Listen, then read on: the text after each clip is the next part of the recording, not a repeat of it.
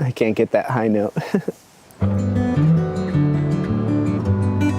Half of my life now I've been traveling around the world looking at different mountains and deserts and cultures and countries, and I've lost track of where I've been and who I've met. Nearly everyone would suggest coming to the UK and checking out the fell running scene. The Lake District is really kind of the epicenter of fell running and has been for over a century. In some ways I'm jealous. You know, I can still remember the times I've been there and I've seen the different places, but you know, sometimes I wish that was me seeing it for the first time. The thing that I initially found with the fell running culture here in the UK is, for lack of a better description, just complete lack of commercialization. So this is a proper fell race? No, they're not your marks. Set, go! Without really diving into the literature of it, you know, the history is there, and the people that are entrenched in the sport and have always been, you know, a part of the sport are from here.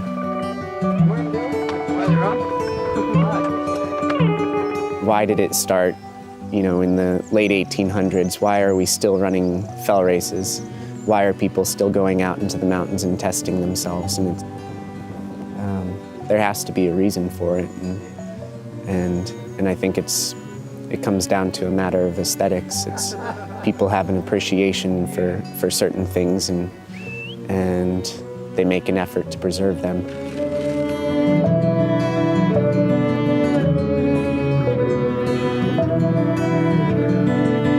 I still don't know how to really convey like how incredible the times and the achievements of Joss, of Billy, of Kenny, you know, the greatness of their achievements. Other than that, they set records decades ago that people still aren't coming close to, and people are trying really hard.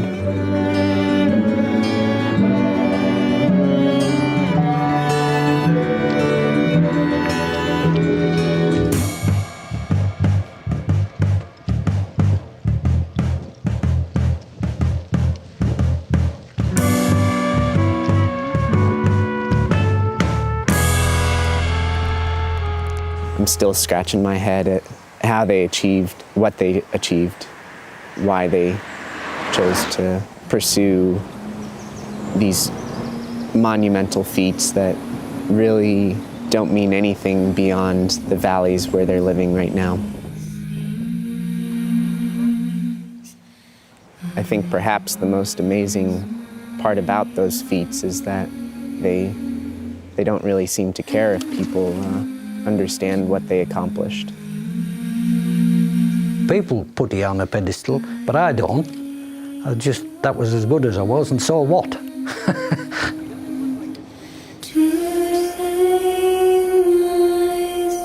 You just pulled your shorts on and you did what you thought was right.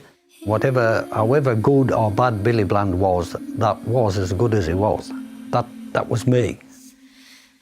Watching Billy a couple mornings ago, looking out his window, and that he's been looking out for the past 40 years and still being fascinated by the way the wind plays with a waterfall or the way the clouds are flowing over a mountain. And you know, there's something very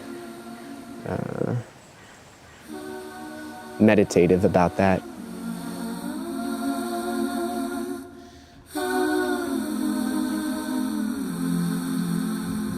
It's part of me as it's running, and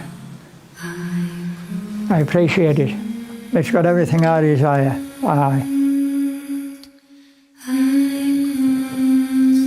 There's a point where we're trying to see more and more throughout our lives, and I think it just ends up getting diluted.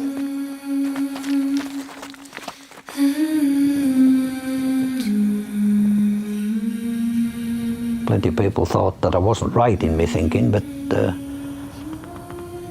I think I was. You become two people. You're Ken Stewart in those days, and you're only reminded of that when people tell you. But it's very nice to look back and think you've got that little slot somewhere there that you did something anyway.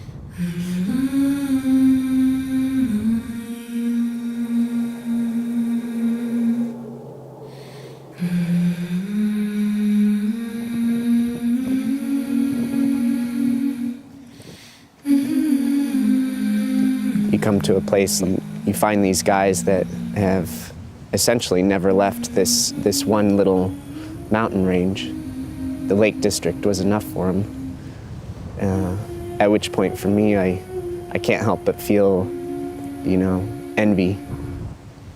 Because in the end, I think that a single mountain range is enough exploration for an entire lifetime.